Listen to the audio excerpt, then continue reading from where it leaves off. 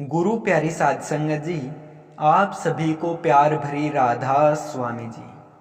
प्यारी साध संगत जी, चलिए हम अपने माँ ग्रंथ को कंटिन्यू करते हैं और आज का अपना विषय है फकीरचंद महाराज जी के अंतिम दर्शन। प्यारी साध संगत जी, हुजूर साहब उन परम सौभाग्यशाली शिष्यों में से हैं जिन्हें बड़े महाराज जी जैसे पूर्णतम धनी और पूर्ण महापुरुष की अनुपम शरण में रहने का अतुलनीय सौभाग्य प्राप्त हुआ और उसी के साथ साथ परम कृपालु बाबा फकीरचंद जी के अमूल्य आशीर्वाद से भी उन्हें सम्मानित होने का अवसर मिला। बड़े महाराज जी के हृदय में परम दयालु फकीरचंद जी महाराज के प्रति विशेष स्नेह और सम्मान तो था ही। हुजूर साहब के जीवन में भी फकीरचंद जी महाराज से मिलने के लिए बार बार होशियारपुर जाना अत्यधिक महत्वपूर्ण और विशिष्ट स्थान रखता है। अपने सत्संग की आरंभिक दिनों में यह होशियारपुर डेरे की यात्रा की गहरी इच्छा ही थी, जिससे प्रेरित होते हुए हुजूर महाराज जी बड़े महाराज जी के पास आने जाने लगे थे।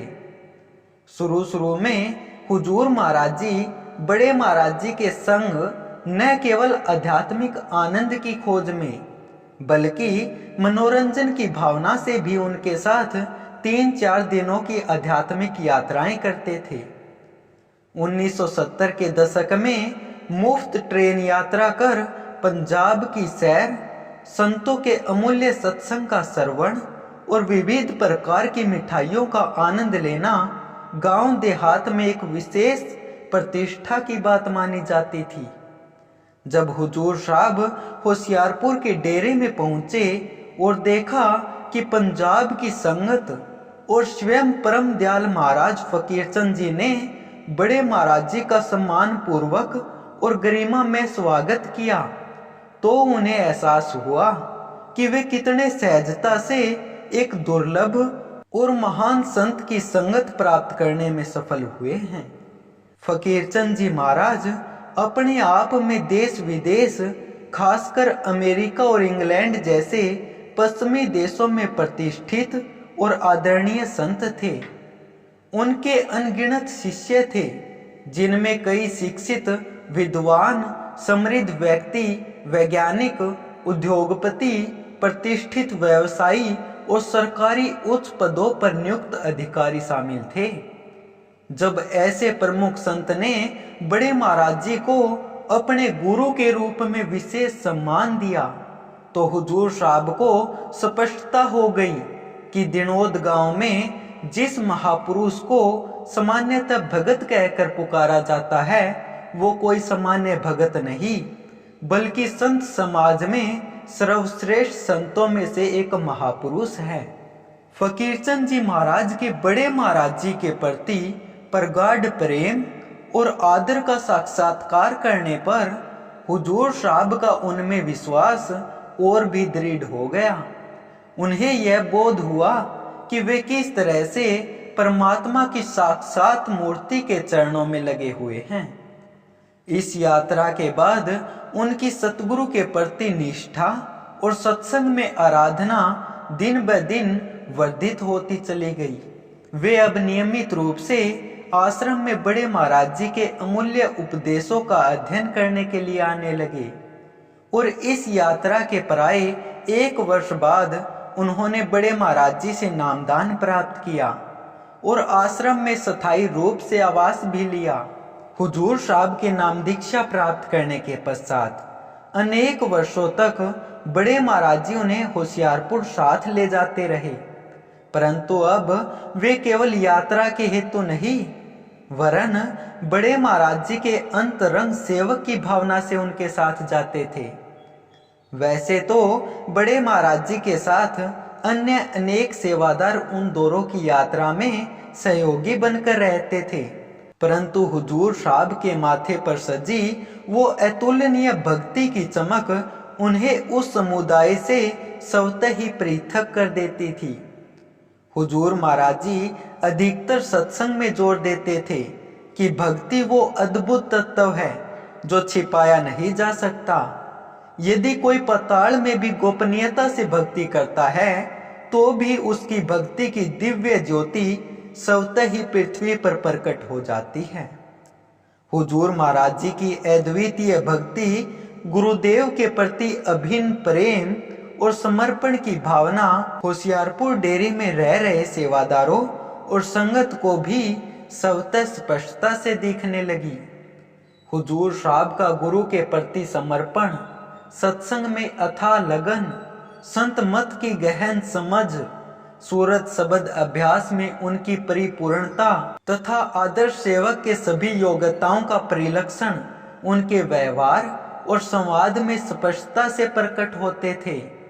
जो भी उनके संग थोड़ा भी समय बिताता वह स्वयं को गुरु सेवा की उच्च भावना में प्रेरित पाता।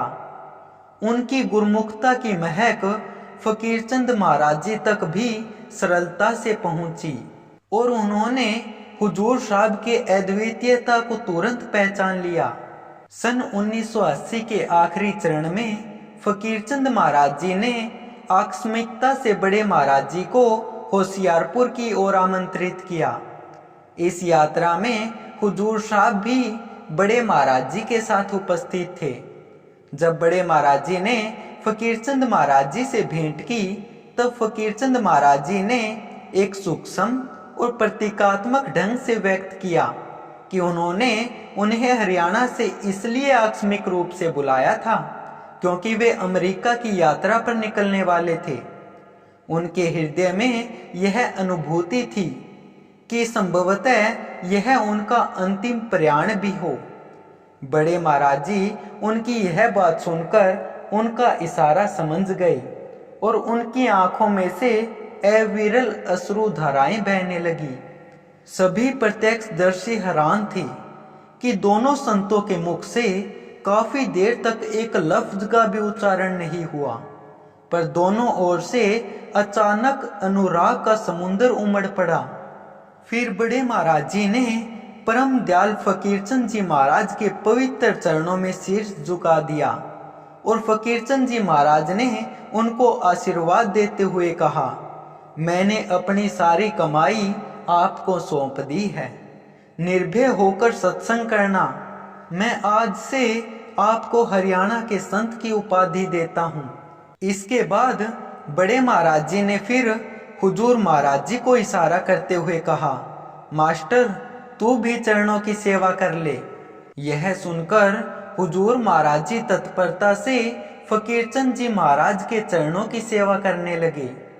परम दयाल जी हुजूर साहब को अपने चरणों में सेवा करते देखकर मनमोहक मुस्कान लिए रहे और उन्होंने अपने करुणामयी दृष्टि हुजूर साहब पर स्थिर रखी, जैसे कि वे किसी गहरे चिंतन में मगन थे। उस समय परम दयाल फकीरचंद जी महाराज के हाथों में एक प्लास्टिक की बहुत ही छोटी और बहुत ही नायाब टॉर्च थी। उस आकर्षक टॉर्च के एक तरफ तो लाइट जल रही थी और दूसरे तरफ एक छोटा सा बैटरी से चलने वाला पंखा लगा हुआ था। फकीरचंद जी महाराज अपने चेहरे पर टॉर्च के छोटे पंखे से तो हवा महसूस कर रहे थे और उसके लाइट के बटन को बार बार दबाकर उसे चालू बंद कर रहे थे। उस समय ऐसे उपकरण भारत में बहुत अनूठे प्रतीत होते थे और इसलिए हुजूर साहब की नजरें उस टॉर्च की रोशनी पर बार बार जा रही थी। हुजूर साहब का ध्यान जब टॉर्च पर दोबारा पड़ा तो फकीरचंद जी महाराज ने तुरंत उनकी ओर देखते हुए कहा, यह टॉर्च मैं इंग्लैंड से लाया था। ऐसी टॉर्च हमारे देश में नहीं मिलेगी। मेरा मन है इसको तुझे देने का, ये तुझे दे दूं? हुजूर साहब ने तुरंत नजरें झुकाई और विनयपूर्वक जवाब दिया, नहीं गुरुजी, यह टॉर्च बहुत अच्छी है लेकिन मुझे इसकी जरूरत नहीं है। यह आपके हाथ में ही उचित दिखती है। यह सुनकर फकीरचंद जी महाराज ने मुस्कुराते हुए टॉर्च को हुजूर साहब के हाथ में देते हुए कहा, कोई बात नहीं, मुझे लगता है इसे आपको ही देना चाहिए। उस टॉर्च को ग्रहण कर हुजूर साहब ने उनका शुक्राना किया और उसे अपने संग घर ले आए। हुजूर साहब पूरे रास्ते इसी विचार में डूबे रहे कि फकीरचंद जी द्वारा बड़े महाराज जी को आशीर्वाद प्रदान करना तो स्वाभाविक था, परंतु उनके अंतिम दर्शन के अवसर पर उनको खिलौनों का उपहार देना उन्हें बहुत ही असामान्य और अद्भुत प्रतीत हुआ। आज इतने वर्षों बाद हुजूर महाराज जी इसी बात की मिसाल देकर संतों के हाथ की दी हुई चीजों का महत्व समझाते हैं। वो समझाते हैं कि यह संतों की बड़ी भारी दया होती है जब वे किसी को खुश होकर उपहार देते हैं। उनके हाथों का दिया हुआ तो तिनका भी अपनी झोली फैलाकर स्वीकार करना चाहिए और अपना भाग्य सराहना चाहिए। संत किस घड़ी में क्या मौज फरमा दे वो तो वे ही जानते हैं। उनके कर कमलों से दी गई हर वस्तु को प्रसाद समझ लेना चाहिए, क्योंकि उनके प्रसाद में गुप्त शक्ति होती है। हाथ से दिया हुआ प्रसाद तो बहुत महत्वपूर्ण बात है। कबीर साहब ने तो संतों के चरणों की धूल की महिमा का भी गुणगान किया है, यह कहते हुए कि यदि संत की प्रदान की धूल तक मिल जाए तो उसे अपने माथे पर सजा लेना चाहिए। प्यारी साध संगत जी, अपनी अंतिम भेंट के अवसर पर परम दयालु परम संत फकीरचंद जी ने एक और बड़े महाराज जी को आशीर्वाद दिया और अपने पवित्र मुख से उन्हें वरदान देकर प्रत्यक्ष रूप से अपनी आध्यात्मिक शक्ति का संचार उनमें किया। वहीं दूसरी ओर उन्होंने प्रोक्षता से हुजूर साहब के हाथों में वो दूर देश का प्रकाश प्रस्तुत करने वाली अद्वितीय शक्ति भी सौंप दी। एक साधारण टॉर्च को उपहार स्वरूप प्रदान करते हुए उन्होंने गूढ़ तरीके से संकेत किया था कि हुजूर साहब भविष्य में अंधेरे में उलझे अनगिनत प्राणियों के लिए प्रकाश में पथ प्रदर्शक बन उभरेंगे। प्यारी साध संगत जी, कल फिर यहीं से हम अपने माँ ग्रंथ को कंटिन्यू करेंगे। तब तक आप सभी को प्यार भरी राधा स्वामी जी।